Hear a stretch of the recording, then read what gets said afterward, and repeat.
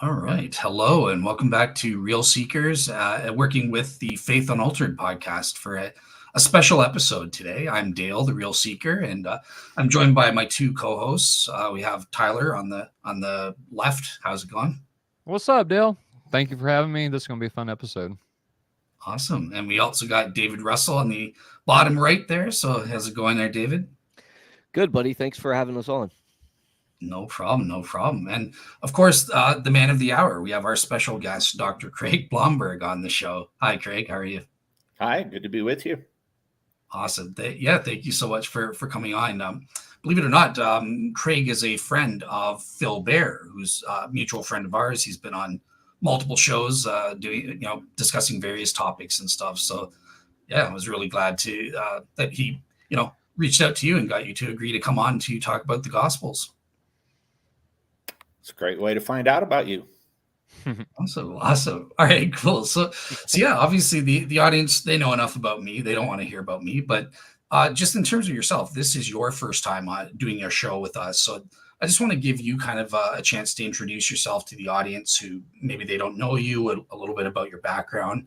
And if you're willing, share a little bit about your faith journey as well. Sure. Well, in that order, I am semi-retired, which gives me the title of Professor Emeritus of New Testament Studies at Denver Seminary. I still teach one course a semester and do a lot of other speaking and writing. Taught there for 38 years, 35 full-time, and going on my third year part-time now. Prior to that, I was 3 years at Palm Beach Atlantic College in the mid-'80s. Now it's a university. Before that, getting a doctorate in New Testament at the University of Aberdeen in Scotland. Seminary from Trinity Evangelical Divinity School in Deerfield, Illinois. Undergrad from Augustana College, Lutheran College in Rock Island, Illinois. And that is the tradition I was raised in, but I really date my coming to faith to a campus life Youth for Christ club in my high school, and then was nurtured in the parachurch world, both through campus life and then Campus Crusade for Christ, back when it had 3 words in its title. When I was in college, now it's just Cru. And along the way, went to seminary, found a wife, which the odds weren't good in those days because I think Trinity had 13% women and 87% men. But Wow. Slim pickings. She eventually pursued me faster than I pursued her, but it all worked out well. And we now have 2 grown daughters, one of them married. She went to college in London, met and married a British man, raising our 3 grandchildren in the south of England, which is good for just about everything except getting to see them in the flesh very often. And our other daughter is here locally and is a scientist, manages a lab at CU Denver Anschutz Center. Awesome. Well, yeah, like I said, it's great to have you on board and that sort of thing. So, yeah, with that said, I do want to get straight into today's topics. We're talking about the reliability of the Gospels. This is a key topic. Obviously, we have skeptics like Bart Ehrman who are influential in attacking that sort of thing. So, yeah, David, I want to turn it to you because I know that you have a couple questions for Craig based on number 2 and 3 there. So, over to you, and unmute yourself. That'll help. Yeah, thanks, Neil. He's not a mind reader. Come on, David. I just, I want to know a little bit about, as apologists, we get into this a lot, and we hear a lot about people saying what genre Acts and the Gospels are, and when do the writings date from. We get some people that say they're early, some people that say they're late, and stuff like that. So that was just my first question there. You want a genre and you want some dates? Yes. It is certainly possible to suggest very precise terms that maybe never quite fit. So I like to simply say that the Gospels are theological biographies, and that Acts is a theological history. It's a way of saying that they fit into that category of ancient Jewish, Greek, and Roman literature that sought to recount key events, actions, sayings of famous philosophers or religious leaders or rulers or military generals. But every work that we've ever discovered in the ancient world had an ideological purpose. I don't think the ancients would have made any sense of the notion of a congressional record that simply recorded everything that everybody said without comment.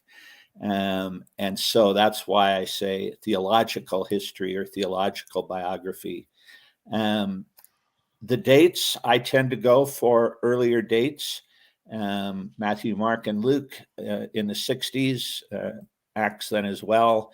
But I do date John most likely into the late 80s or early 90s. I don't put as much stock in having to be right on the dates. I think there are plenty of good reasons for trusting the general reliability of those works, whether you have a so-called early date or later one. All right. Yeah. I was also going to ask to follow that up, but can we trust the traditional authorship? And I'll start with that first. I think so, but again, I think that's one of those debates it's interesting, it's significant. It may not be as crucial as some people suggest, because the alternative to the people whose names were Matthew, Mark, Luke, and John is some anonymous Christian of perhaps one generation removed from those individuals, but who drew their information to a large degree or inspiration from the apostolic stream of Christianity. And so, again, like date, I happen to think a good case can be made for those four men, but I don't find it as crucial as some other topics when we're talking about historical trustworthiness. Yeah, I was going to ask on that, like, how sure can we be that the Gospels and Acts are actually written by eyewitnesses or people that knew the eyewitnesses? We're not, because even if you take the tradition of the church, Luke wasn't around, and Mark might have been around for a little bit that happened near the end of Jesus' life in Jerusalem, because according to the book of Acts, his mother had a home there that Christians met in 15 years or so later. But already, even if you follow the oldest and unanimous traditions of the early church, two of the four gospel writers were not eyewitnesses of most, maybe any, of Jesus' ministry. So the question really is, could they have interviewed eyewitnesses? Could they have heard and talked to people who did walk and talk with Jesus? And of course, there the answer is clearly yes, because the Christian world was very small, and all of them had occasion to be in Israel, where all the first Christians came from. And many of those individuals lived for decades after Jesus. Right on, right on. And one more question as part of this last question is, what authority was placed on the writings in the earliest period that we know of? Well, What kind of authority? If you're talking just about the Gospels and Acts, the earliest that we know of is second century testimony from various writers who have come to be known as church fathers. They all happen to be men. And you begin to see quotations, you begin to see allusions close enough to the wording in those writings, and they begin to be used authoritatively. And then eventually people start calling them scripture. And then by at least the middle of the second century and beyond, people start to talk about a New Testament, a written version of the New Covenant that Christians believed God made through Jesus with his people. And just as a written record had been created of the Mosaic covenant from Sinai, it was Tertullian who made the suggestion that it was perfectly natural that God should do that again with the coming of the new covenant. So from the mid-second century on, then you begin to have people discussing, well, what books should be in this new covenant or New Testament? And the debates are all about various smaller letters later on, and the weird and wonderful book of Revelation. But there's virtually no debate about Matthew, Mark, Luke, and John. I have a follow-up just real quick. Whenever you say that the Gospels were being used authoritatively, do you mean liturgically, or is there another way in which they were being used as well? Yeah, just as you find some of the writers are recounting the martyrdom of Polycarp, the letter of Clement to the church in Rome, a collection of visions that were given to somebody by the name of Hermas, and he becomes known as the Shepherd of Hermas. Yeah. All different genres of literature in the second century, but as they speak, as they narrate whatever they're talking about, all of a sudden the writer will lapse into, as so-and-so said, or as scripture has said, or simply recording something that Jesus did and said because he was an authority, but in language that makes us pretty confident that this is an actual reference to something written down in the Gospels or in the book of Acts. Thank you for that. I appreciate it. Right on. Well, Tyler, it's your turn anyway, buddy. I'm going to hand it over to you. Thank you, Dr. Blomberg. It's not my turn. Answers. It's Dell's turn. Not? Is it? No, Tyler. No, you can go with question number 4, buddy. You want me to go to number 4? Okay. Yeah. All righty. So my question is, are the written Gospels and Acts reliable in your view? Part 1. And then what about all the alleged differences, contradictions, and supposed errors? Should these make us doubt the reliability? First answer is yes. Second answer is no. Fair enough. I like it. The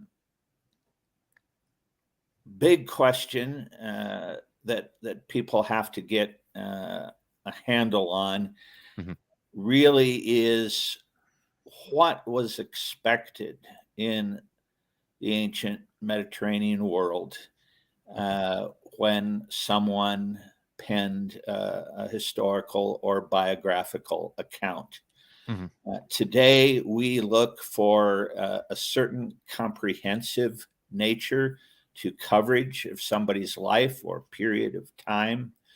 We look for exact quotations when we say that we're reporting someone's words. We have symbols, we call them quotation marks, to indicate when that's happening. We have levels of precision that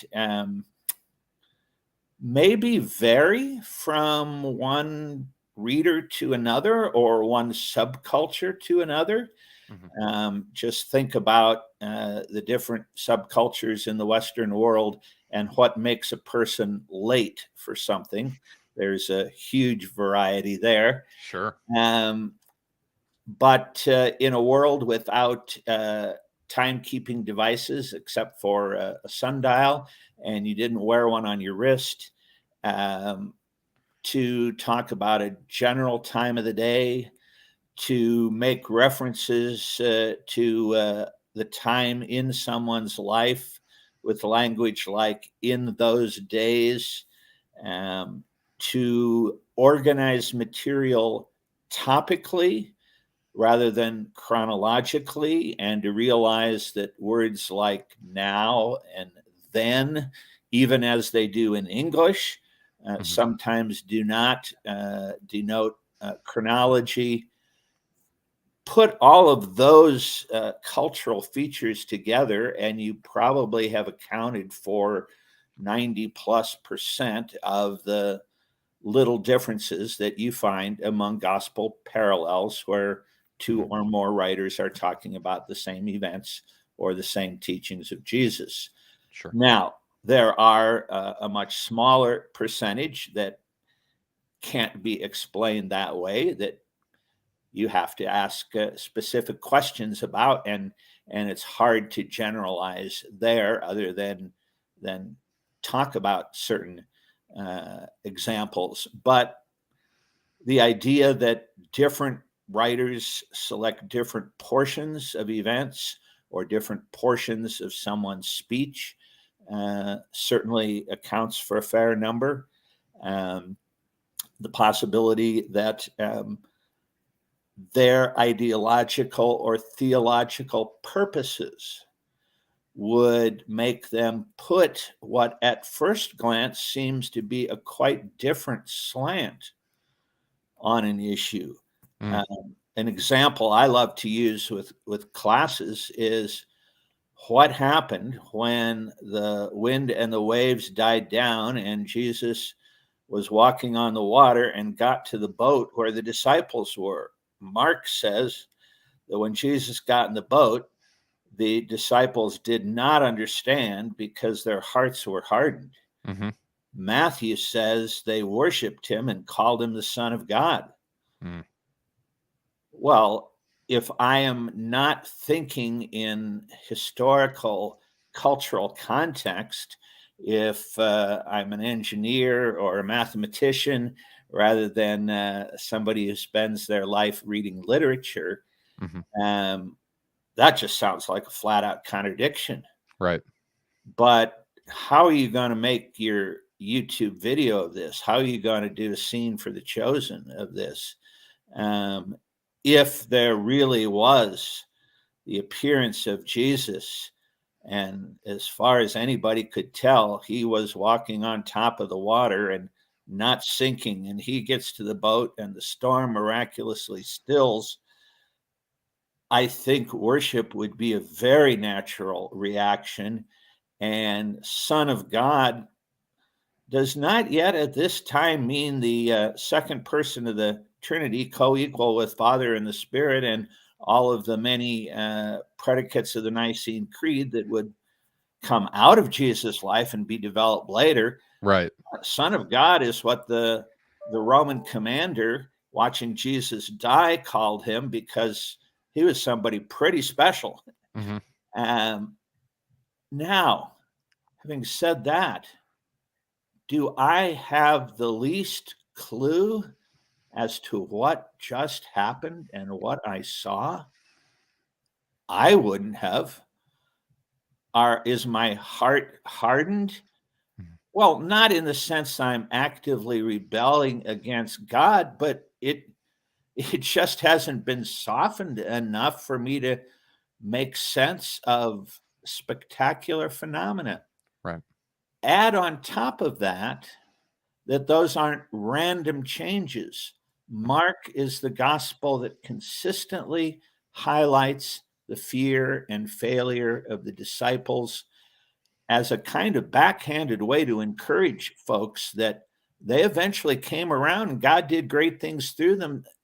That can be your end too, even if you're feeling this way. Matthew has more references to worship and more references to Son of God. So these aren't random differences. They fit in patterns that the gospel writers are trying to highlight. Right. I feel like I've talked for a long time, but you asked me an enormous question, and that just scratches the surface. No, you're fine, and I appreciate the detail. And to go back a little bit to what you said, it seems like we're, as Bible believers, are in a lose-lose situation whenever it comes to opponents of the Bible and its historicity and reliability, because of the differences. Some will say that it's not reliable. But then again, if everything was to add up perfectly and they wrote the exact same thing, I feel like people forget it would still be unreliable, right? Because, well, they got together and this just proves that they copied off of each other and they wrote a story that sounded good. And so I find, just personally, the little differences that you're talking about really brings the reliability, in my mind anyway, to be more reliable than if it was to, you just think of a court scenario where two people are given testimony, or three, and they give the exact same story with no differential in detail. Somebody's going to look at them kind of suspect and say, I think you guys collaborated your story before you got up on the stand. And so that's just my thoughts on the entire thing. But I'll turn it over to David or Dell if you guys got any follow-up. I thought that was really good. Let me just say, I agree 100%. And yeah, if you are looking for flat-out contradictions where historians have to choose one account or another or neither, you can find them in other ancient historians. It's not that we are molding all the evidence to be a win-win situation for us. Sure. But it does hit that sweet spot between lack of collusion, except for the places where one gospel is obviously simply copying from another. Right. And the real kind of dramatic differences that would turn Jesus into a very different kind of person. And that's not what we find. Right.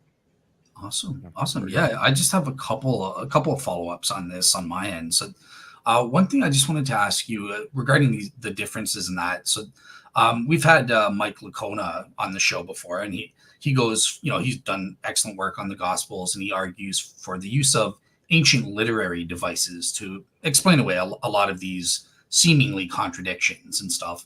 We've also had Lydia McGrew on the other side, and she totally disagrees. She has her own view where she doesn't think this is a useful device. So I'm just kind of curious, like, where do you fall on this? Do you think that there's merit to the ancient literary devices? And if so, does that create a problem for modern people interpreting the Bible? Or I've always been a mediator whenever possible, and that's not the reason for my answer. But yes, I fall somewhere between Lydia and Mike. I've endorsed both of their works. I think they both have good things to say. If you study Mike Licona's work on the Gospels, I think a sizable number of the things that he points out are akin to what I was just pointing out. One of the most helpful things he does is to point to examples in other literature where I think he uses the term spotlighting. If there are a group of people, if there's a pair of individuals, but only one plays a significant role, or maybe only one is a speaker, it's very common for two different accounts to refer in one case to a group of people and in another case to just a single spokesman. And that's not a contradiction. It's not a contradiction in 21st century scholarship either, unless you say only one person is present. So I think Licona is very helpful there, and I doubt Lydia would disagree with that because she said some stuff similar to that in some of her works. Take something like Mark and John, when Jesus sets out on the sea in the storm after feeding the 5,000. And the one author says he's heading for Bethsaida, and the other says he's heading for Capernaum, and he actually winds up south of both of those at Gennesaret. Well, yeah, if you've got a boats with oars, you don't always get exactly where you want to go in a storm. Mike and I have had this conversation. He thinks it's just one of those things that ancient writers do, that maybe a place name gets transferred from what it was to a different place, but it doesn't affect what actually happens in the account. Here's where I would side with Lydia, and I would say no. If we're going to have any credibility with those who say, well, you could have a contradiction hit you on the head and knock you on the ground and you wouldn't acknowledge it, I would have to say, yeah, it's doesn't make sense unless wherever Jesus and the 12 were, out in Gentile wilderness, sounds to me like sort of east of the Sea of Galilee. Well, if I chart Bethsaida on a map, I'm heading east-northeast. And Capernaum, I could avoid Bethsaida by going straight over open water, which no boater in the ancient world in his right mind did in a storm. I'm going to hug the coast. Maybe he was planning to stop off at Bethsaida for supplies. Who knows? But it's not as if the two Gospels said, well, somebody was going to Spain and the other was going to China. You can't do those at the same time, not until you discover the world's round. They're diametrically opposite directions. It fits hand in glove the historical context that if you're heading for one, you'd be heading for the other en route. And if you got blown off course, where they ended up is exactly where you'd expect somebody blown off course to end up.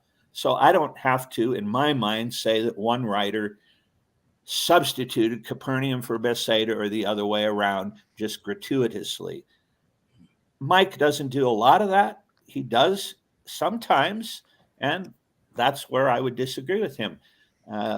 Lydia just calls something a literary device. She's become more nuanced in more recent writing, but early on, she would just call something a literary device and write it off. Well, a metaphor is a literary device. The kingdom of God is like a mustard seed is a literary device. She didn't really mean to tarnish all literary devices, so it was sort of unfortunate that she used that language. Gotcha. There's my mediating. Excellent. Yeah, no, I am thrilled that I asked that follow-up. Yeah, because it's good to get, look, there are positions in between. I respect and consider, I'm friends with both Lydia and Mike, and I think they've done great work and stuff, but I kind of fall in the middle. I agree on certain things with Mike, and there are other times where I'm kind of like, I don't think you're right on this specific example or something. So stay the course, man. Stay the course. There you go. Balance is key. All right. My second follow-up on this question. So it's on the, okay, so you've told us about the historical reliability of the Gospels despite, and Acts and that, despite differences and that sort of thing. But what about this problematic area, especially if you're talking to atheists and stuff, about the historicity of miracles? Like, what can we say about the historicity of the miracle accounts in the Gospels? Yeah. I think before I even started down that track in an actual conversation, I would want to know what the biggest stumbling block was, because there are so many different potential answers. Am I talking to someone who, through whatever scientific training they may have had, simply says, well, we know science has demonstrated this is simply impossible?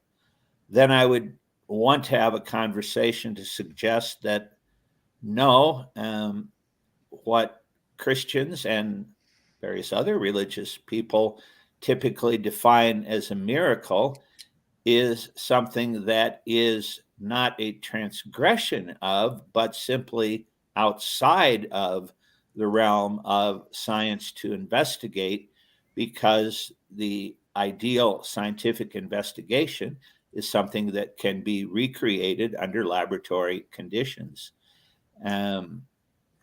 But another person is going to say, no, I just think there are too many parallels in Greco-Roman mythology. And so then the conversation would be, well, which ones strike you as the most problematic? And let's see actually how close they are.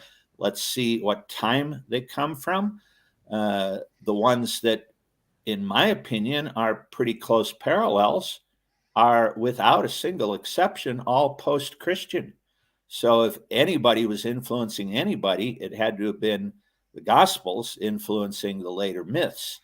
But there are a handful that are pre-Christian that have some interesting similarities. Okay, let's talk about that. For a third person, it might just be, well, this all seems so self-serving. Run out of wine. Okay, I was planning on spending a week being drunk. Let's create enough to keep on partying. And well, let's talk about the actual purpose of the miracles. And if that seems far-fetched, let's look to the church. And why did Jesus still the storm? And I've lost count of the number of times the preacher has said, and God will still the storms of your life as well. Except he doesn't always. That's just false. And it's not where the story ends. Every one of the three accounts, no contradiction here. Matthew, Mark, and Luke all end by saying, the disciples marveled and said, who is this that wind and waves obey him? The miracles in the Gospels are very consistently pointers to the arrival of the kingdom of God, which means that a king must have come. Or another way of putting it is they match Old Testament prophecies about a coming messianic era, which means the Messiah must have come. So they drive us to raise the question of Christ's identity. When you recognize that, they're not gratuitous, they're not random at all. Gotcha. I know I said that was my last follow-up, but just very quickly, if you don't mind, on the miracles, I've tried to bring on Graham Twelftree on the show. I haven't done it yet, but for example, he actually thinks there's historical evidence to say, I think about 22 to 24 of the miracle accounts, we can make an argument that they probably happened. Do you think that there's good evidence for specific miracle accounts? And, what are some of those ones that you think, beyond just the resurrection? Yeah, I mean, I've never counted up as Graham has. He is probably the certainly outside of the United States, although he spent much of his career at Regent University in Virginia. He's a native Australian. Now he's the Dean of London School of Theology. But in the world of the British former empire, now Commonwealth, he probably is the leading scholar on miracles, and one who has done more than even the big name Americans in terms of going passage by passage and saying, let's look at the details, using the various standards. Some people call them the criteria of authenticity. How do these texts measure up? And it may be something as tiny and easily overlooked as how a funeral procession was arranged so that in Galilee, the bier or the coffin tended to be at the front of the procession with the mourners following behind. And in Judea and in Jerusalem, it was reversed.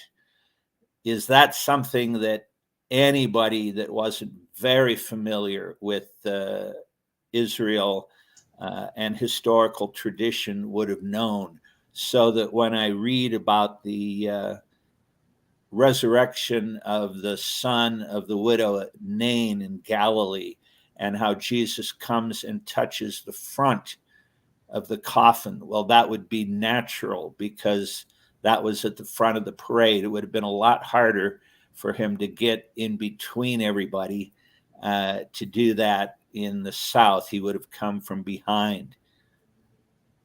It's not probative, but it's just a fascinating coincidence that works out, and you start seeing little things like this repeatedly.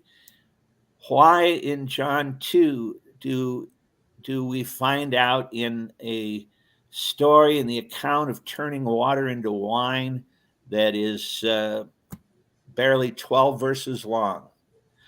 Why do we find out that the water was kept in 6 stone jars used for the Jewish rites of purification?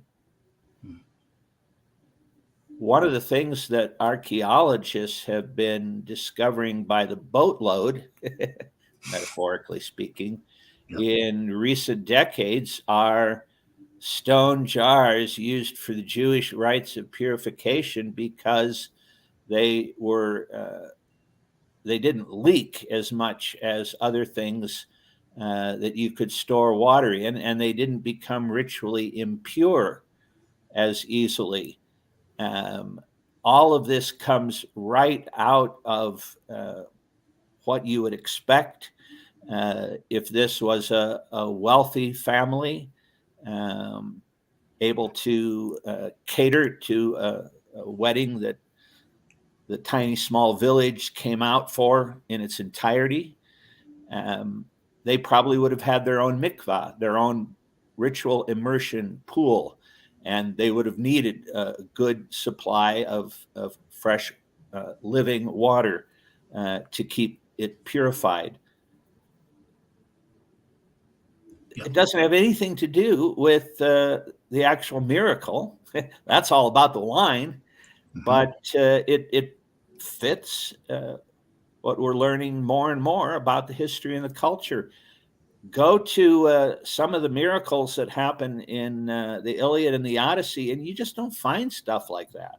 Yeah, absolutely. Yeah, I totally agree. All right, awesome. So I'm going to switch gears here. Oh, Tyler, did you have something to say, or no? Okay. No, go ahead.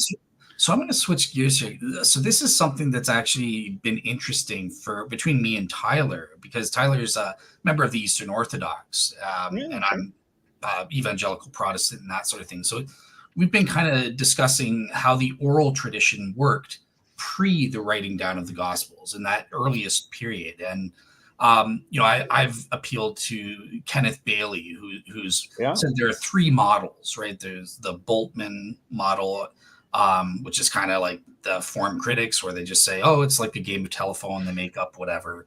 I don't think any of us believe that. But there's also this distinction between formal controlled tradition and informal controlled tradition. Did you just want to speak as to what these different models are, and which one do you think best applies to these? You've got to have them both. The first one is basically a synonym for memorization. And there's unquestioning large amounts of evidence to show that Jewish, Greek, and Roman children alike, in what we call oral cultures, learned huge amounts of information simply by rote memorization. But on the other hand, to go back to an earlier topic, there are enough differences among parallel accounts of the Gospels that obviously more than just a memorized version of something that everybody would pass on identically is going on. And people going well beyond and before Kenneth Bailey, the key researcher in this area was a man by the name of Albert Lord, who taught at Harvard in the 50s and 60s. He wrote a classic book called The Singer of Tales, studied all around Eastern Europe, North Africa, Middle East, and then others after him, that when a small clan or tribe or kinship group or village town hall gathering recited the epic stories of their communities that had not been put in writing, that had not been put in a fixed written form, there was remarkable continuity among those who were authorized to tell the story, and specific people gained that honor. It wasn't just something anybody could do, but that from one context to the next, depending on the length of time, the purposes, the occasion, certain events were included and others might be left out. You were free to paraphrase. You were free to explain along the way about something you're telling. You were free to abbreviate.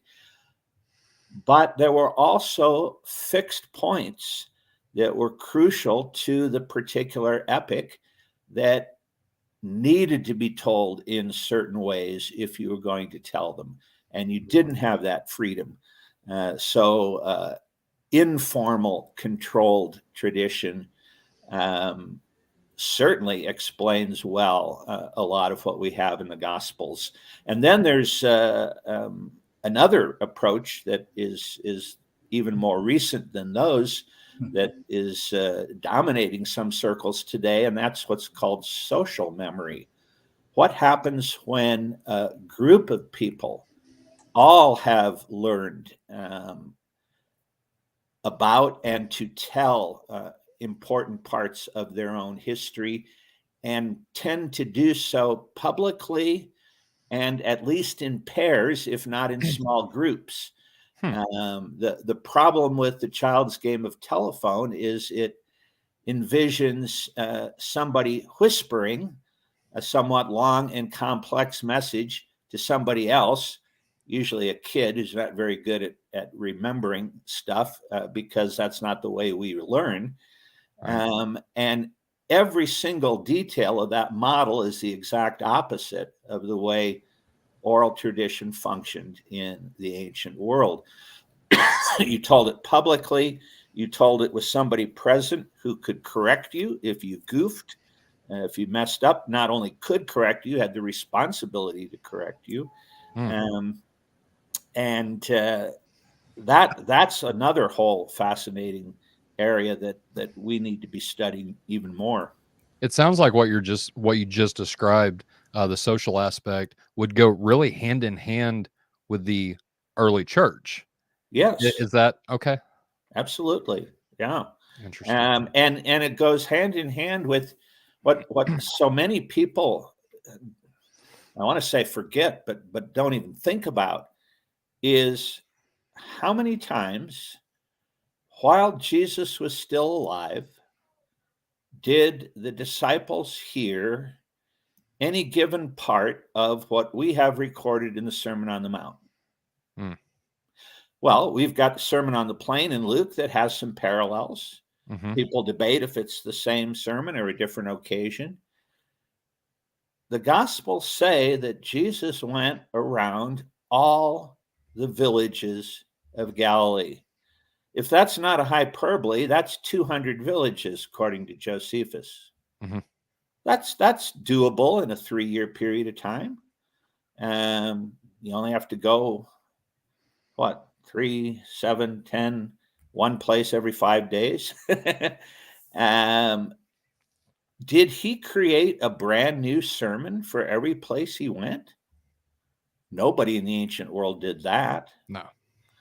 Did he take some of the sayings in the Sermon on the Mount and reconfigure them and combine them and add stuff that we don't know about and add stuff that we have from other contexts and configure and tailor everything to a specific occasion? Probably. How many times did the disciples hear the Beatitudes, which is so core? How many times did they hear all of the teaching about you can't serve both God and mammon, and take no thought for tomorrow, and seek first the kingdom of God and his righteousness? Mm-hmm.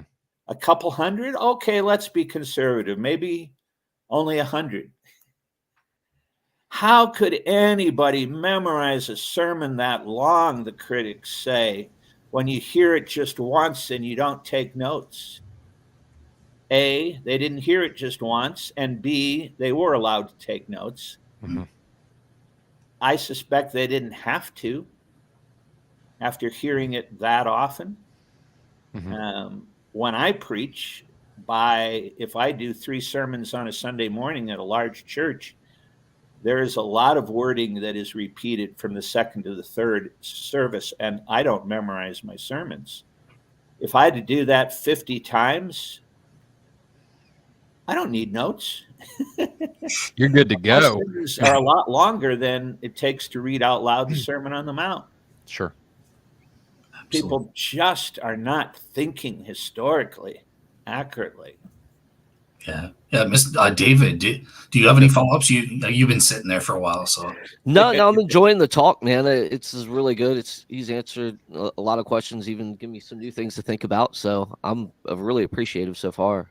I'm still trying to figure out what's behind you. I can recognize the Ephesus theater, but I don't know what's behind you. It looks like it's a bookshelf or something.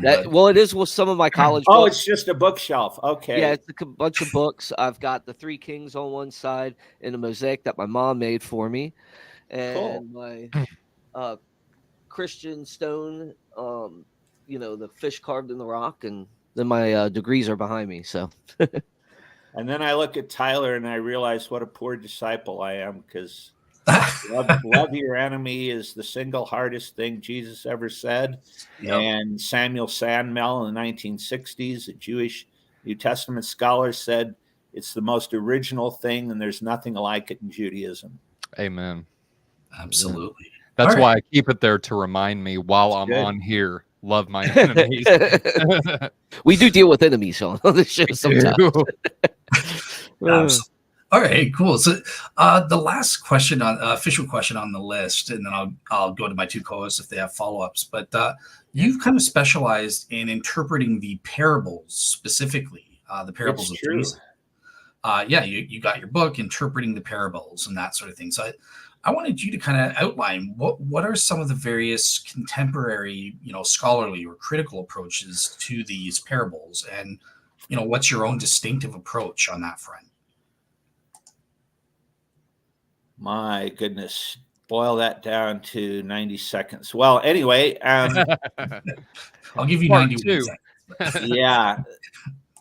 One huge item is the question of how many of the details in a parable are significant, and in what ways are they significant. Throughout much of the history of the church, there was rampant allegorizing, where every detail had to be there for a reason. It had to stand for something. I think people today recognize that every detail was probably there for a reason, but those reasons tended to be, in the most part, because they made the story seem very realistic and true to life in that culture, with the occasional exception of something that proved to be quite a surprise, that was a key to understanding what Jesus himself uniquely was trying to communicate. But tied in with that is the question of, do we talk about a parable making a point or deriving lessons or principles from parables? There are some at one extreme end of postmodernism who say no. The question, what do parables mean, is a wrong-headed one. The right question is, how do they mean? How do they make meaning? And the best thing you can do with the parable is to simply retell it, maybe change some details to their modern day equivalents so that the story can have the same kind of impact on a modern audience that Jesus's did. And I'm all for that kind of contemporization, but I would deny that that means we can't sum up the message of a parable. Well, then, do we follow what, for most of the 20th century, was the dominant approach to interpretation? And that is to say, everything had to cluster in, focus in on, zoom toward a single main point. Take maybe the most famous story of all, the parable of the prodigal son. I like to ask audiences when I'm asked to talk on parables, let's reread that story. What do you think Jesus is trying to teach? And somebody pretty quickly will usually say, well, the prodigal was so far gone. I mean, surely the point is, it doesn't matter how far from God you have been. As long as the breath of life is in you, you can turn back to him. And I go, yes, absolutely. And then somebody else will say, yeah, but you didn't need an older brother in the story to make that point. There's something here about not begrudging God's lavish forgiveness for sinners. And I go, you're right. And then a third person will say, I think we need to look at the Father. I think this should have been called the parable of the two sons, or the father and his two sons.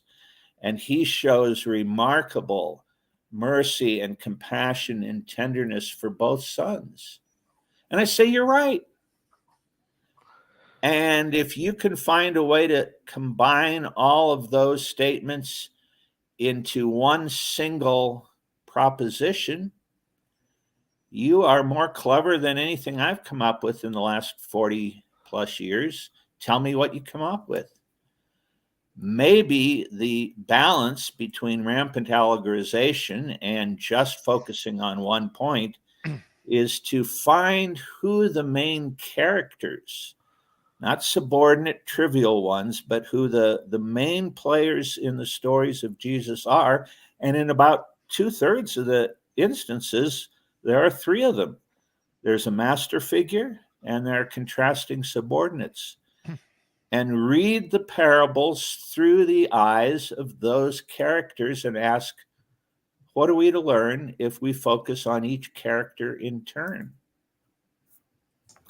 Awesome. And then I teach a whole course on it, but I'll stop there. I think it's, I've often taught my youth, the youth. I used to teach youth a little while back, and I would always tell my students that when we go over the prodigal son, it should be the tale of the two sons, because there's a very scary part in that, and that is the fact that the parable's left open. We never never know if the other son goes back in. That's right. And to me, that says something, and that's very deep. And you got to take that into consideration when you look. And of course, the older son's a fictitious character, so Jesus can end the story any place he wants. The question is, what will we as listeners do if we're like the older brother? Will we go back in or not? Right, exactly. Awesome. So, Tyler, I want to turn it over to you if you have any follow-up questions. So Dale, I could go on all day long, brother, but I do want to respect Dr. Blomberg's time. We've got about 4 minutes left, and so I think I'll save that. If you would love to, or if you'd like to come back on with us to do a part 2, Dr. Blomberg, I'd love to pick your brain some more, sure, especially on tradition and oral tradition. So, but yeah, Dale, I'll leave it there and turn it over to you. And thank you, Dr. Blomberg. This has been very eye-opening for me, and I really appreciate you coming on. It's an honor. Awesome. Yeah. Awesome. All right, cool. Well, we've got only 2 comments in the audience. So one very quickly is, it's not really a question for you, but it's just saying they Silver Pie personally enjoyed your chapter in Lee Strobel's book. Yeah, I don't know if you have like a quick little thing to say about that chapter that might be relevant. Just to say that autocorrect's done it again. If you type my name Ah. correctly, it always gets changed to Blomberg because Blomberg's not in Word's dictionary and Blomberg is. It was quite a surprise and an honor. One day, way back in, I think it was 1996, when I got a phone call back in the days of landlines, and Lee Strobel wanted to fly out from Chicago on a Friday and interview me for 2 hours and then fly home again. And that's what he did. And then he sent me a transcript of the tape recording that was done on a little miniature cassette tape player. Then he said, now I am not going to write this up as a verbatim, as what counselors would say, exactly what did you say, exactly what did he say. He wanted to make it more interesting than that. And he said, but if I don't think I've been fair to your words at any point, I want you to tell me that, which I appreciated. And there were places where he wasn't, and I did, and he changed it. And I appreciated that as well. And the only stuff that I just found really hokey was the introduction, where he talked about, I found Craig sitting at a high back chair, stroking his beard and sipping a cup of coffee. And on his wall were 2 paintings that looked like they had been painted by children. And I found out they were right. They had been done by his 2 daughters. And I thought, come on, get on to the topic. But it was a stroke of brilliance, because one day we had 2 prospective students. I had left my office. I'd left the door open like I typically did. I came back. I saw one of our admissions officers with 2 people peering in the door of my office. And I said, can I help you? And I'm Craig Blomberg. And they said, no, we don't have any questions. We just wanted to see where those 2 paintings were that Lee Strobel wrote about. So, I mean, it had an amazing effect. Awesome. All right, cool. And this one comes from a more skeptical listener. It's kind of related to our discussion about miracles. I guess they're saying, like, well, look, Jesus said it's a wicked generation who asks for a sign, but none will be given it except for the sign of Jonah. So I guess if I'm interpreting their question here, it'd be, well, why are we even asking about the other miracles? We're only going to get the sign of Jonah. So there shouldn't be evidence for miracles elsewhere. Oh, you think that's what it means? Okay. Okay. Yeah, I'm not entirely sure. What was the sign of Jonah is itself somewhat debated, but I take it to be, as Matthew spells out in more detail than Luke, that him being in the belly of the great fish for 3 days and 3 nights was an analogy, was a foreshadowing of Jesus' experience with his death and resurrection. It's not that Jesus never gives signs, because in the Gospel of John, he gives 7 of them, and John never uses the Greek words for miracles or wonders that the synoptics do. John uses the word sign, the Greek semeion. Signs are very much given to either believers or those who are open to becoming believers. But it's when, if you check the context of this, one place you can find it is Matthew 16, the wicked generation who asks for a sign. It's from those who are simply baiting him. This comes after he has fed both the 5,000 and the 4,000. Those are not adequate signs? What more could the Pharisees and scribes be looking for? It's clear that they're not genuine seekers. They just want to mock the whole concept. And what could possibly convince them beyond any reasonable doubt? Probably nothing. And so it's to people like that, it's to those in the populace that form what Jesus calls here a wicked generation.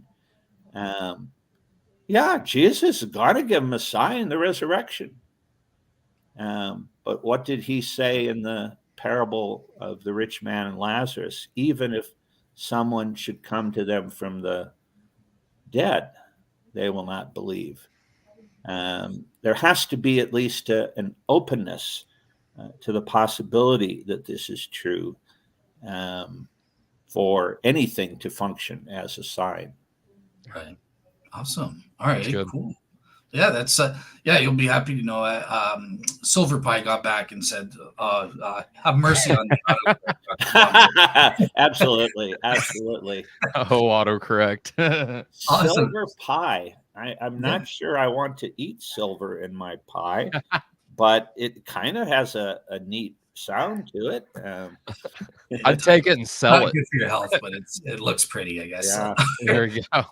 It could be Yeah. just one of those Just for those looks. Yeah, types of icings that you put on the cake. It's what you put in the window, but you never sell it to anybody. That works. Awesome. So yeah, we are at the 1 hour mark, and I want to respect Dr. Blomberg's time as well. But yeah, just out of curiosity, just before we go, do you have a closing word? Do you want to make any plugs for websites or anything that you want for the audience there? No, I'm not going to plug websites or plug my books. That's too self-serving, I think. For those, whether Christian or not, who might be listening, and still have very genuine, very sincere questions, I'm actually grateful for that.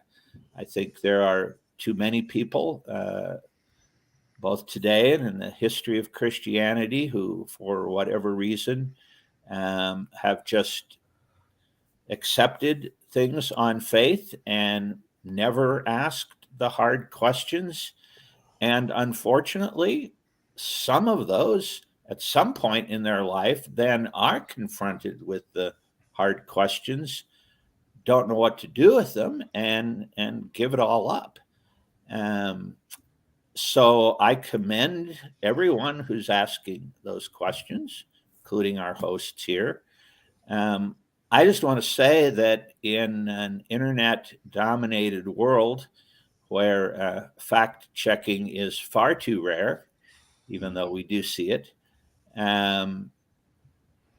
we really need to develop the practice of anytime you think you know something, find someone who disagrees and then compare and weigh the evidence. If you can't find the evidence, that in itself tells you something, but keep trying. There is nothing in the Bible that people haven't known about for centuries. And there are no problems in the Bible that people haven't discussed for centuries. It always is remarkable to me that so many folks personally discover something that they've never noticed before, perhaps because they read it from somebody else, and therefore think that this is some new discovery that threatens the faith. People have had the Bible in its totality from the 2nd century onward, and it's been canonized from the 4th century onward, and they've been talking about these questions this whole time. I'm not saying that every solution is equally convincing, or that I think you should accept the first solution you discover to a problem. There might be a better one. But to somehow think that because you haven't found it, there are no solutions that large numbers of smart people have not found thoroughly satisfying and adequate is pretty much the height of arrogance. It just means you haven't looked very far.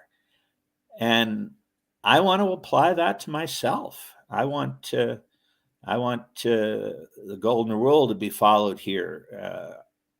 I have discovered stuff online that looks like it would wonderfully support the Christian faith. I have had people tell me, dare I even say it, in formats like this, but not from you three. And it turns out to be completely made up. It'd be wonderful if it was true, it would support Christianity, but it's totally fake. Yeah. If it's something new that you haven't seen before, don't automatically believe it's true and don't automatically believe it's false. Keep digging, keep asking, keep hunting until you find different perspectives and weigh the evidences. End of sermon. Amen. Awesome. Amen. Yeah, very well said. And you're gonna hate me. I just have one quick question. You can give it a yes. You can give it a yes or no. But I don't mind you asking more questions, but you're going to lose credibility every time you say, "I just have one more." So just ask it. Okay. Okay. Cool. The Shroud of Turin. Do you think that's authentic? Yes or no? Because I'm known for doing shroud shows. So I don't think anybody can say yes or no confidently, given the state of the evidence, though I know people do. I am not aware that any definitive explanation of how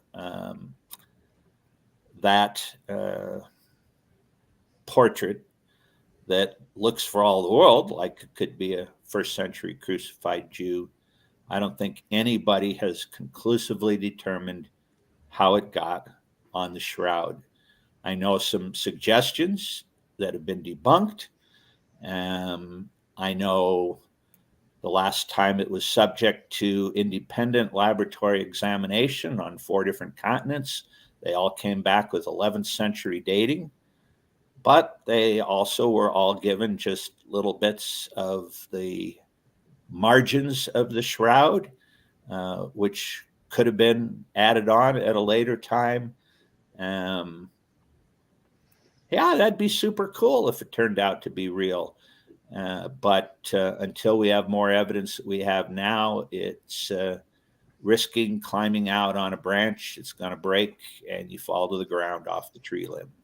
Awesome. Thank you so much. So, yep, at this point, I will fulfill my promise and we'll end the show. So, yeah, thank you so much for being on the show. And you are very welcome. Thank you, Dr. Blomberg. It's been awesome. Yeah. All right, cool. Well, thanks.